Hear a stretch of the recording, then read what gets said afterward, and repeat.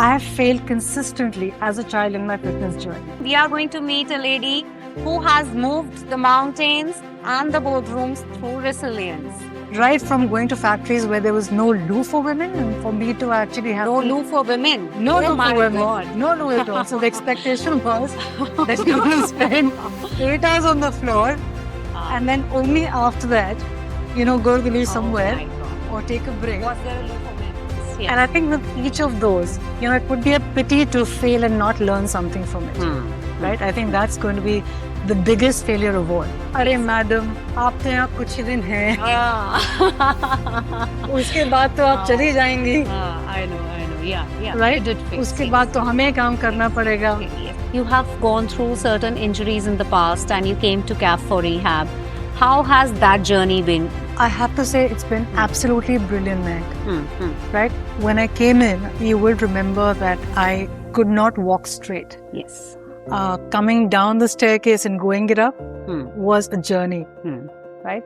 And today when you see me, I'm running again. I came down with a Which is at a horrible- height of? about 22,000 feet. Oh my God, yeah. So I hurt my back.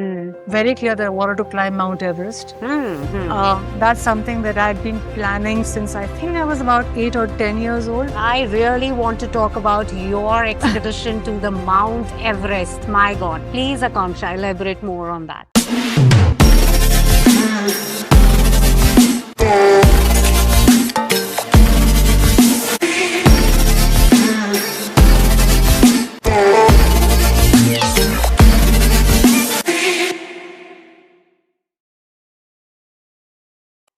Hi everyone, welcome you all to CAF's Unlikely Strong. I'm Mehak Kapoor, your host, and in today's session we are going to meet a lady who has moved the mountains and the boardrooms through resilience. She has iron in her hands and leadership in the spaces built for men.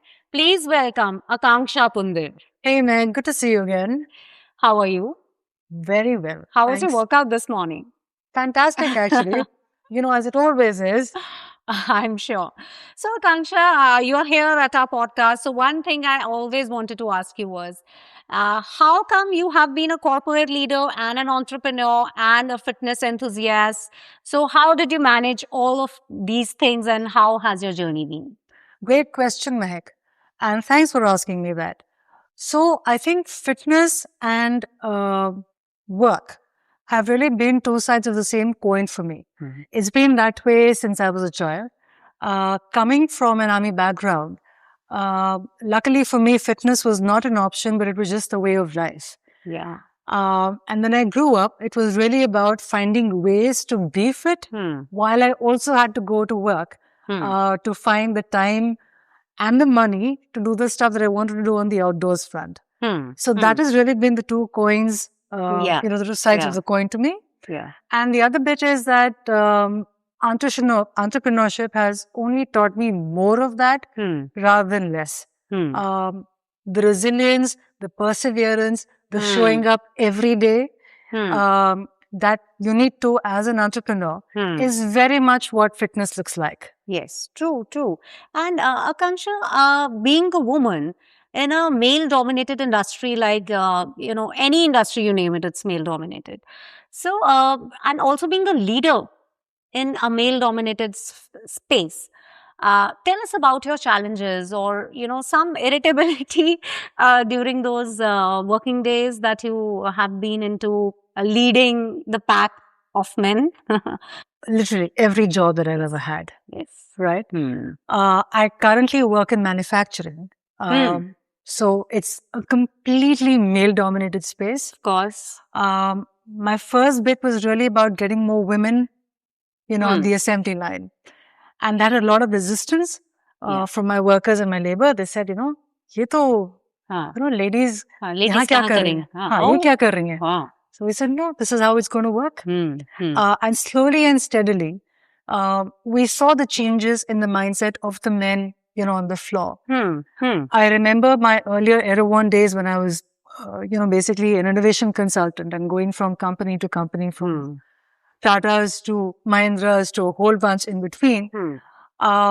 right from going to factories where there was no loo for women, and for me to actually have loo for women. No loo for women. God. No loo at all. So the expectation was that you're going to spend 8 hours on the floor, and then only after that, go to the loo somewhere. Oh my God. Or take a break. Was there a loo for men? There was a loo for men, but it was so dirty one couldn't really enter it. Oh my God. You could have converted that into... It was also awkward, right? Yes, of course. Of course it is. So I think from that point it really taught you how to fight for your rights. And also, how do you see rights as, redefining the rights part? Yes. Right? The right to be fit, the right to be a woman, the right to be on the floor. Each of this has been a part of, my learning journey. And today, I think things have really improved one hell of a lot. You go to places that assume that men and women are going to be an equal part of it. Yeah. But that was really something that I had to learn along the way, and not be afraid to be a woman. Yeah. And not be coerced into acting like a guy and being like a guy and talking like a guy. The assumption was that in order to succeed in a male-dominated world, you had to actually echo the voice and behaviors of the male, which I don't think which you didn't, is really it's the not way required. And also underplaying yourself is also not required to caress a colleague's ego, male ego, So, sometimes women face those things that men are not ready to hear opinions from a woman who is opinionated. So I think that's the struggle you must have gone through. I think it goes even further than that. We were talking about this earlier, right? We talked about going across to get your car serviced. If you have a male walking with you, 100% of the time, all the speaking is going to be looked at. Yes. The assumption is that the male is there to answer those questions, even though the car is in your lane. Yeah. Right? True. Those are tiny little examples of how it happens. And definitely, the bit about the voice, in the boardroom or even otherwise, right? People in boardrooms, for me, is typically, the old boys circle, right? Men talk over women. Men talk louder than women. Men cut you off halfway. And each of these, you just have to remember that your voice matters, right? True. And you don't have to shout in order for your voice to be heard. Yeah. Right? So, Akanksha, you have moved from being a corporate leader and now you're an entrepreneur. I would like to ask you, have failures shaped you in a way? Any struggles shaped you in a way better than the success? So tell us about your failures that you must have faced. Brilliantly. Brilliant, big, fat, hairy failures. Right? Over and over again. Yes. And I think with each of those, it would be a pity to fail and not learn something from it. Right? I think that's going to be the biggest failure of all. Each one of my failures has taught me something about resilience, about perseverance, about not giving up. Yes. And a whole lot of, these learning experiences have come from the fact that I have failed consistently as a child in my fitness journey. Oh. For example, not coming first in a race that you had, right? You go back to thinking, all right, what could have made me better, right? True. Training harder, knowing more of my subject, True, right? True. Learning from others, assumption that a leader knows it all, right? Ability to be vulnerable in situations which definitely you know nothing about or you're learning. I mean, for example, I remember this, again, another Aero One story, because that, I think for me in consulting, you come across so many different sorts of challenges. I walked into a room full of senior leadership, right? And the first 5 minutes, literally, everything that I'd planned for did not work out. Oh my God. Right? Absolutely nothing worked out. And then from there to learning, okay, now that I've completely made a complete and absolute brilliant spectacle of failure of myself. A total mess. Now you'll rise up from the ashes. There's no way that you can go lower, right? You can only come up. Yeah. And the thing is that when you work with that humility, right, people around you want to see you succeed. And we don't really give it enough credit, right? People will come to help you, right? People understand. Yes. And then people start working with each other and working with you to ensure that as long as, you're very clear that your intent is clear, right? Whether it's a race or whether it's a boardroom meeting, your intent needs to be clear and upfront, right? I am here to do this, and which is going to be of benefit to all around. Yes. And therefore, learning from those failures will actually happen versus just a spectacular failure and you have to go and, hide like a little mouse, go and that, okay. So facing your failures, Facing and learning from those. Yeah, I mean, for example, I can also give you the time where I was very clear that I wanted to climb Mount Everest. That's something that I'd been planning since I think I was about 8 or 10 years old. I really want to talk about your expedition to the Mount Everest. My God, please, Akanksha, elaborate more on that. Well, let me start with saying that the assumptions around something like that, right? The big, fat, hairy goal. Whenever I talk to somebody about that, whenever I'm asked about it, about mountaineering experiences, and I talk about Everest, the assumption is that Everest Base Camp. Yes, of course. Even I told you, was it Everest Base Camp or is it Everest? Yeah. Right. So starting from that you sort of get up and you talk about your goal outright, right? Once you've made that statement, there's no going back. Yeah. Right. There's only, you have to now work at making it true for you. Right. So I did. And so tell me, how many years did you take to build that strength and, that training, climbing the highest peak on earth? And what all did you put in? Money, time, effort? Tell me that. A whole bunch of things, right? One, I needed to get a job that would create, that space for me. Of course. And have my colleagues understand that this is what I wanted to do. So I needed to have... Did anybody laugh at your goal? Just all the time. Absolutely all the time. Mujhe to Everest charna hai, not loudly, but the little snickers on the side, you're like, just too bad. Yeah. And the thing is that the assumption that when you walk into a job, right, you won't have the time, right, to train. Yeah. Or people will not give you that kind of time away from work to climb. Right? Yeah. But it's always been absolutely fascinating to me that, if you don't ask, you will never get. Yeah. Right? So I've walked in negotiating that, hey, I'm good to work with you. I will be absolutely 100% present every 11 months of the year, but there will be 1 month in the year, right, where I won't be there. There'll be no phone, nothing, and I'm going to go into the mountains. Did you feel that at any point in time, you were giving your 100% to your work, but you were being targeted? Maybe she has Everest on her mind and she's not giving her 100%. Did you face those challenges? Yes. Remarks like, "Arey madam, आप तो यहाँ कुछ ही दिन हैं, उसके बाद तो आप चली जाएंगी." I know, yeah. Right? You did face. उसके बाद तो हमें काम करना पड़ेगा. Yes. And what about the duration? How long does it take to train for Mount Everest? Sorry, I forgot about that bit of the question. Yes, please. So it actually takes a good about 2 years, right? But for someone like me, I was training my whole life for it. Right? And I know a lot of people come and say, Everest, now it's a walking peak. Anybody can do it. I kid you not.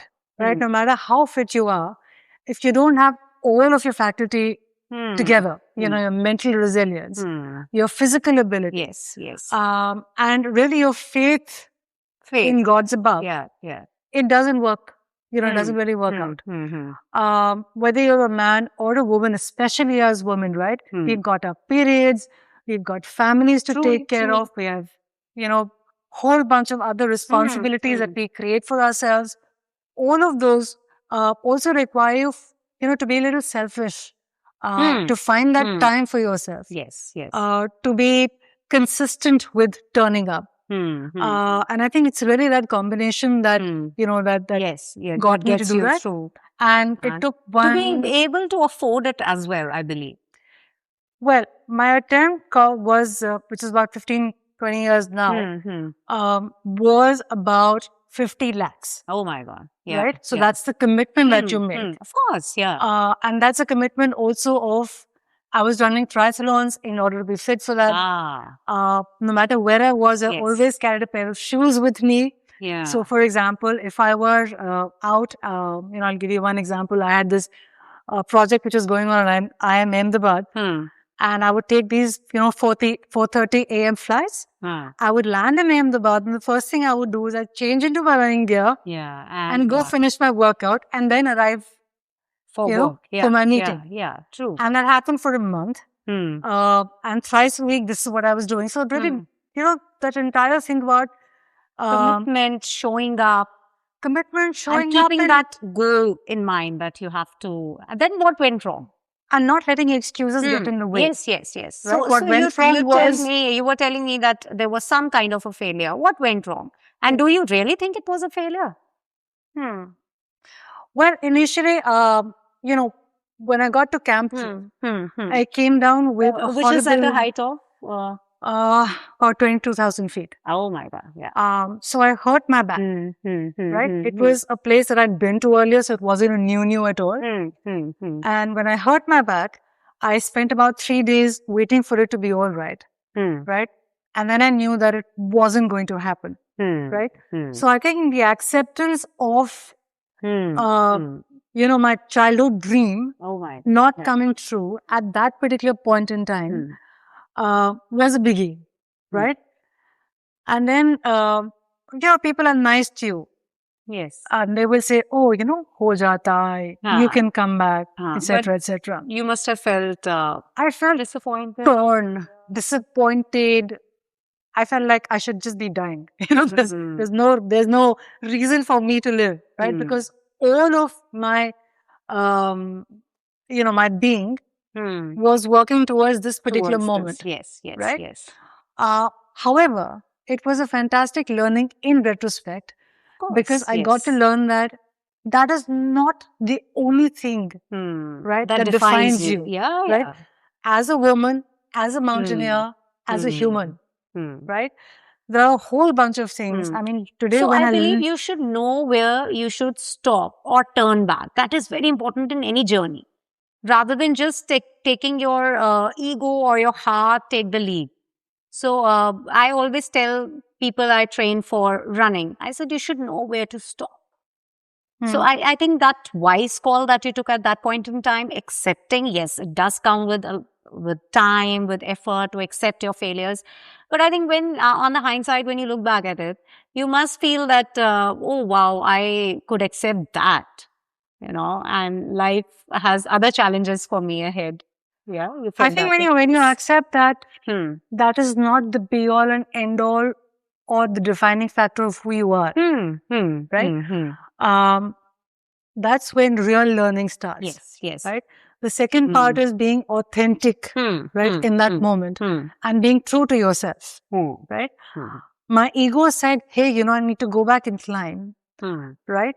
But really, when I look deep inside my heart, that is not really, what I wanted to do with my life. Yeah. Right? My life success was not defined by a moment. It was defined by every little moment that life has to offer. Yeah. What is my authentic self that I bring to work? Right? What has that failure taught me? Right? The perseverance and resilience with which I worked at that. Right?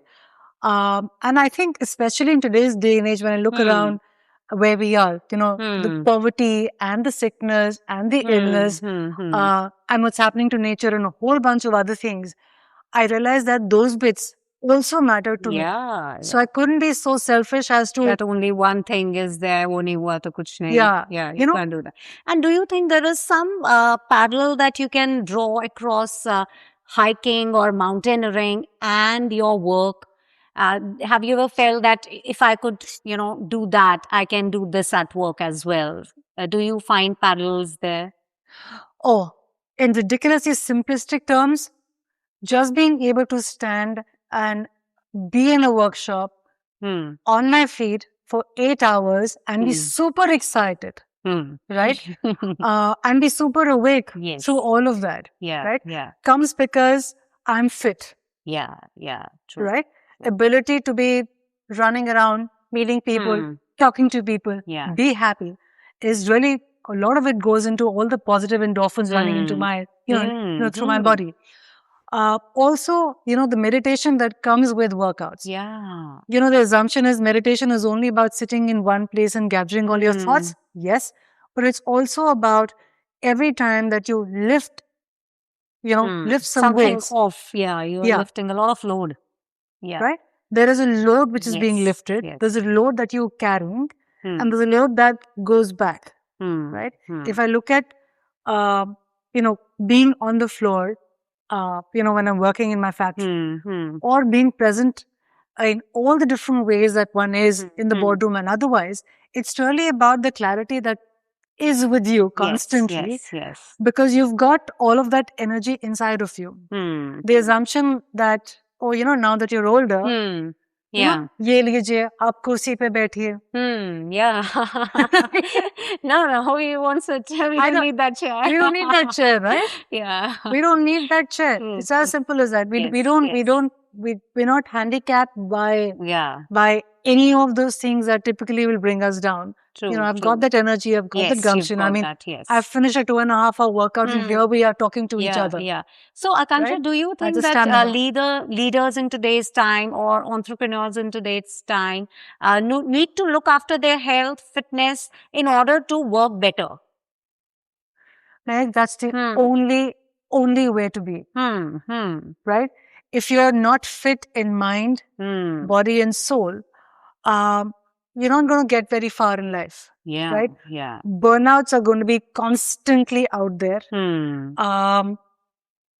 I think all of it really starts with being humble and accepting, for one, and then working with that strength that you have inside of you. Right?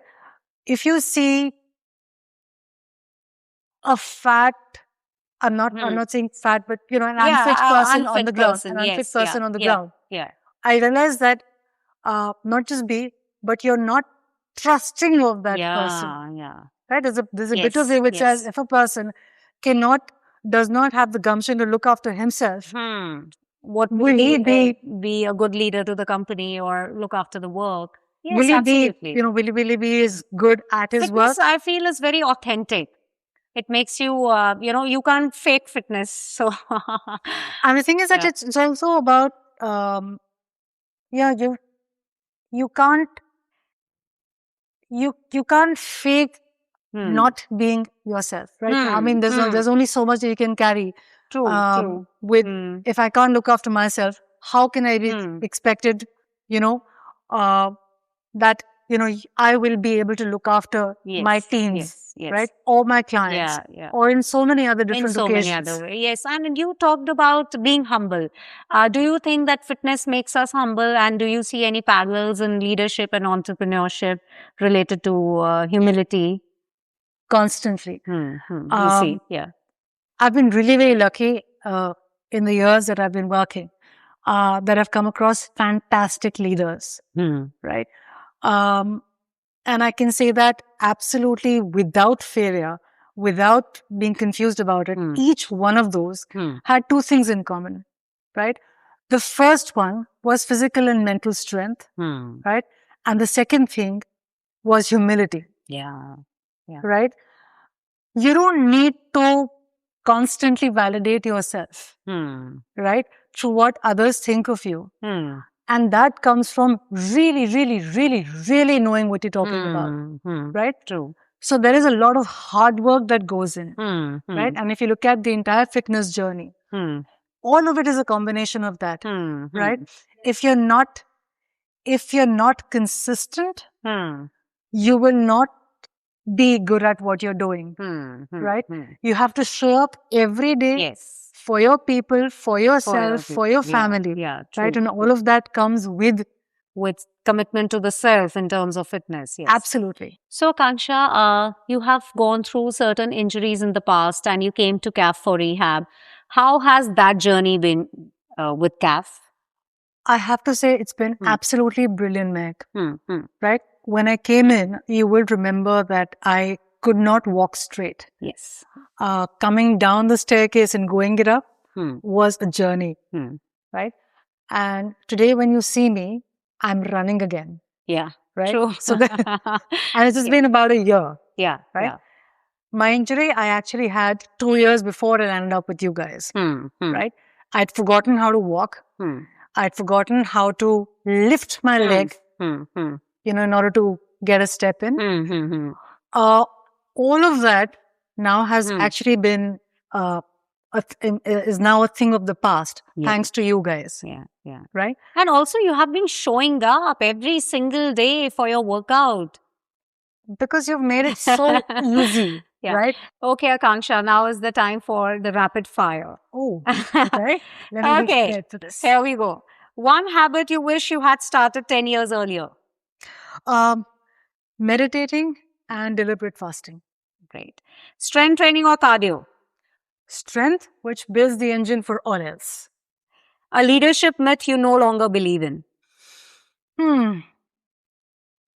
Hustle, hustle, hustle, and don't sleep. You're non-negotiable on the toughest workout days. Mobility, even if it's just 10 minutes, and walk, even if it's just 10 minutes. Great. One perimenopause symptom you wish women talked more about openly? Brain fog means your leadership skills fall. The hardest mindset shift you have made after 45?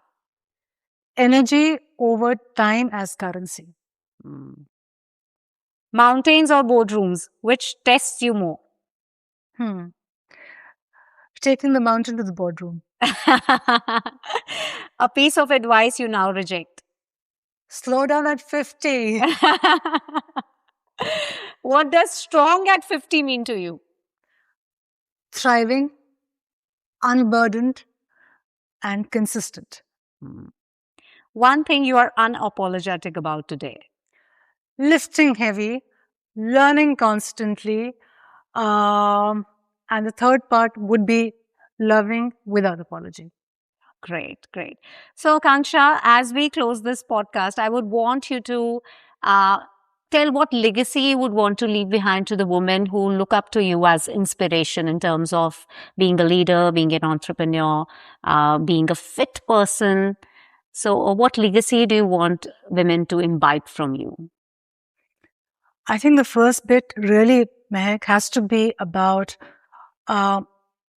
do not apologize about looking after yourself, right? Make that your absolute priority. It is not selfishness, and live without guilt. Yes, great. Thank you, Akanksha, for coming to On Unlikely Strong, and I'll see you soon. Thanks so much, Meg. This has been so much fun. All right.